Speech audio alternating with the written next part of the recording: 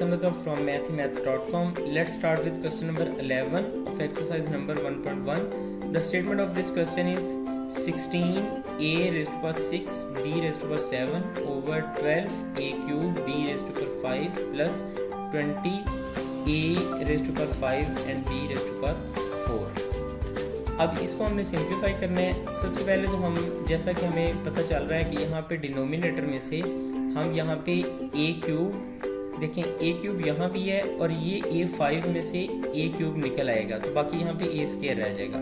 तो यहाँ से a क्यूब निकला, यहाँ से भी a क्यूब निकल गया, ये दोनों 4 पे डिवाइड हो गए, तो यहाँ पे बाकी हमारे पास आ गया 3 और यहाँ पे आ जाएगा 5. यहाँ से a क्यूब निकल गया और यहाँ पे अगर आप देखें तो यहाँ पे b रेज़ टू पावर 4 और यहाँ पे b रेज़ टू पावर 5 है. इसमें से एक b यहाँ से b रेज़ टू पावर 4 दोनों में से यहाँ से कॉमन आ सकता है, तो बाकी यहाँ पे b रह जाएगा.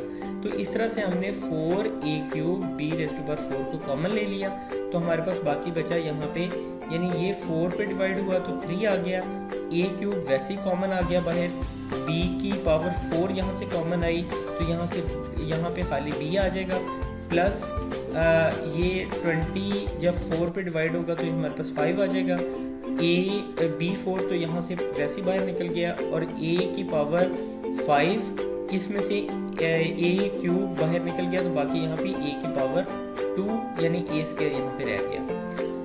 अब यहाँ पे ये जो सिंपल डिवीजन हो रही है, ये 4 16 के साथ कैंसिल आउट हो जाएगा, तो हमारे पास 4 आ जाएगा.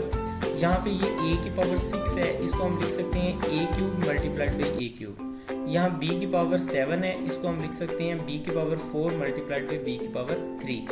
तो यहाँ b की 4 से कैंसिल आउट हो गया, a क्यूब से कैंसिल आउट हो गया, तो बाकी हमारे पास जो बचा वो ये कि यहाँ पे हमारे पास आ जाएगा 4a cube b cube over 3b plus 5a square. Question number 11 complete हो चुका है. अगर आपको इसमें कोई कन्फ्यूजन है तो आप हमसे कांटेक्ट करें. हमारा यूट्यूब चैनल अवेलेबल है, आप उसे सब्सक्राइब करें ताकि हमारी लेटेस्ट वीडियोस और अपडेट्स आपको मिलती रहें. Thanks for watching mathemath.com.